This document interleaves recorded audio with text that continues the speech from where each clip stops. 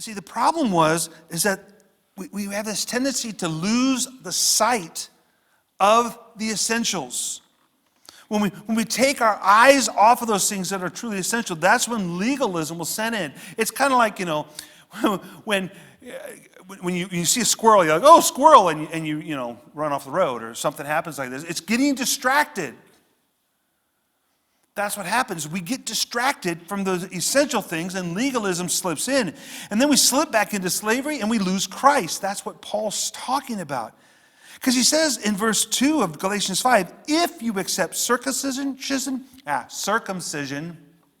Christ will be no advantage to you. You might as well not have Jesus if you're going to accept that. And the reason why is because if we accept these other things that we believe will work us and get us to the point where we are considered Christian and righteous, if we believe there are things we can do that make us righteous, it distracts us. And what we are now, we're putting our faith in those things to save us rather than in Jesus. It's Jesus who saves us, not those things. That's why Paul says Christ is no advantage. They're looking for look at the circumcision as a spiritual benefit. That's going to benefit them spiritually. He's like, what? It makes no difference. He says, if you're going to do this, if you're going to be circumcised, you better obey the whole law. In fact, you are inclined, you must obey the whole law if you're going to obey one of the laws. And you might as well become Jewish completely. And Christ won't have any advantage to you.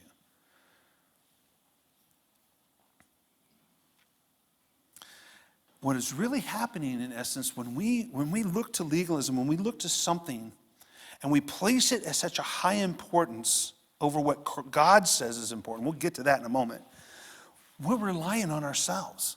We're relying on the actions that we take to save us, to give us a spiritual benefit.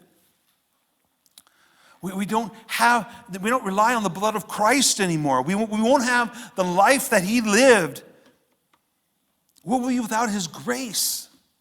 All these things that are outside of us, that we know give us a spiritual benefit, his blood, his life, his grace, are gone because we're relying on this thing over here, which is of so much insignificance, it doesn't matter. All we have is our silly little dissatisfied sinful self doesn't exactly comfort us very much. I don't know about you, but when I really do a soul search on myself, and I'm not too comforted by who I am without Christ. With all the stuff that's been going on in our lives with friends and my father dying, I don't understand how anybody could get through this life without Jesus. It's impossible. But losing sight of what counts leads us to a life that has no joy. It's focused only on those things that we have to continue to do. In fact, the lack of joy is probably one of the earliest signs that legalism is taking control of your life.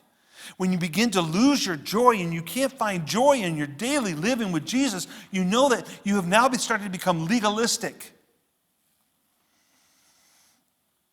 Because the joy that we have in Christ can withstand enormous amounts of sorrow and enormous amounts of loss. But the joy cannot easily be sustained when we neglect God's essentials. When we neglect what God says is most important, our joy will not be sustained. Legalism brings us frustration and guilt and brings us frazzled nerves. And we don't live a joy-filled life. What Paul wrote to the church in Ephesus in Ephesians 5:15 through 17, he says, "Now look carefully then how you walk." I have a problem with my glasses. I have bifocals. Now, if I put my bifocals on and I try, I have trouble stepping down steps. That's why I kind of stay back from that as much as I can. I have to actually look down through the top of my glasses to walk down steps. I must walk carefully. And what Paul's telling the church, he says, look carefully. I love that. Look carefully then how you walk. Not as unwise, but as wise. If I know I'm going to trip, I'm going to look down before I walk. That's wise. It's unwise for me just to go and hope I hit the right step, right? He says, making the best use of the time. See, when we focus on things that are non-essential, we're wasting our time because the days are evil. Therefore, do not be foolish, but understand what the will of the Lord is. See, we need to know what God's will is. And it's pretty simple, actually. But we need to know it. We need to walk in wisdom.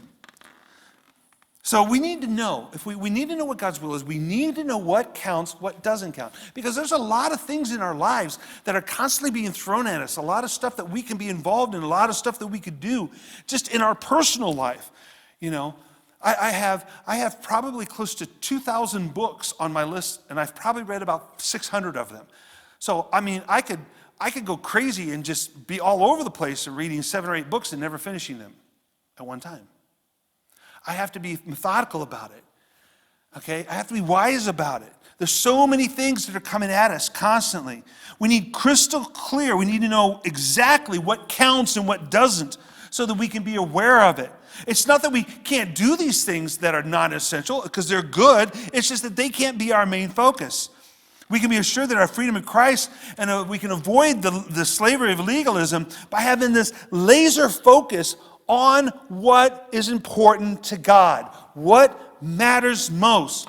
Because if we lose sight of it, spiritual slavery is right on our doorstep, ready to come in and to lead us to a place we don't want to go.